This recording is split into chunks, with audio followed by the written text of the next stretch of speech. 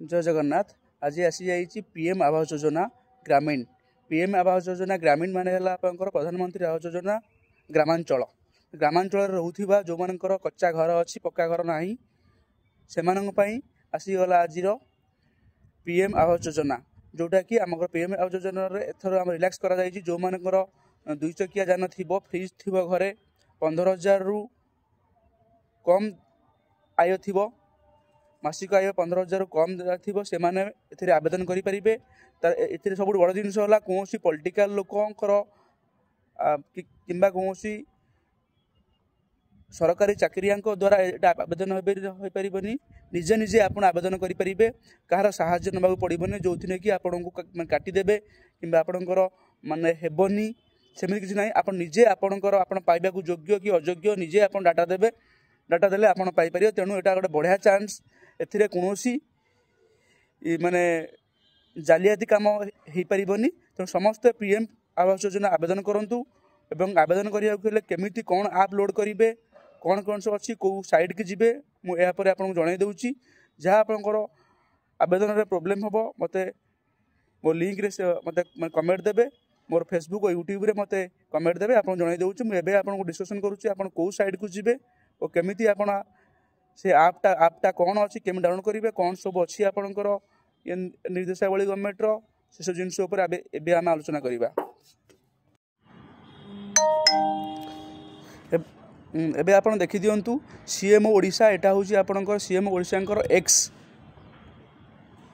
Account रे मेसेजटा आसी। आप देखी दिंतु प्रधानमंत्री आवास ग्रामीण नूतन हिताधिकारी चयन निमंते सर्भे पाई समस्त पदक्षेप नि प्रथम थर पर आशायी परिवार निज निजर सर्भे करने सह पृथक भाव बास करुवा सर्भे सामिल हो पारे। तो अधिक सहायता टोल फ्री नंबर दे दीजिए। आप जो एडवर्टाइजमेंट को देखूँ, एडवर्टाइजमेंट देखूँ जो कि आम निर्देशावली लिखा अच्छी प्रधानमंत्री आवास योजना ग्रामीण में नूतन हिताधिकारी चयन निमंते सर्भे आवास प्लस मोबाइल ऐप। जो आपटा हूँ तो मोबाइल ऐपटा कौन ना आवास प्लस 2024 ऐप।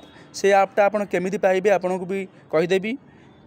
तापर अच्छी प्रथम थर पर आशायी परिवार निज निजर सर्भे करने सह पृथक भाव बास करुवा परिवार मध्य सर्भे सामिल हो पारे। यही पॉइंट मान हूँ ना यहाँ फास्ट टाइम जो मैंने आशायी परिवार अच्छा जो मैंने पाइबा बोली आशायी अच्छा से मैंने निजे निजर सर्भेटा निजे कर सर्भे माने जिते बड़े आम माने पूर्वर कौन थे आम पंचायत ऑफिस दौड़ुले, ब्लॉक दौड़ुले, ब्लॉक ऑफिस दौड़ुले जाकि माने ब्लॉक ऑफिस कौन सरकारी कर्मचारी किंबा आमर जो माने राजनैतिक नेता माने थिले सेमानकर साहाय्य नौथिले फॉर्म फिलअप कर सेमानकु दौथिले सेठी कटिगला किंबा कोनोसी बाटामारणा होईगला सेमान आपनकर कैंसल करदेले पाइबा योग्य थिले पाई पार नथिले अयोग्य थिले पाई पड़थिले से जिनस एठी हबनी से एथि लिखा अछि प्रथम थर पर आशायी परिवार निज निजर सर्भे करने सह पृथक भाव बास करुवा परिवार सर्भे हो पार।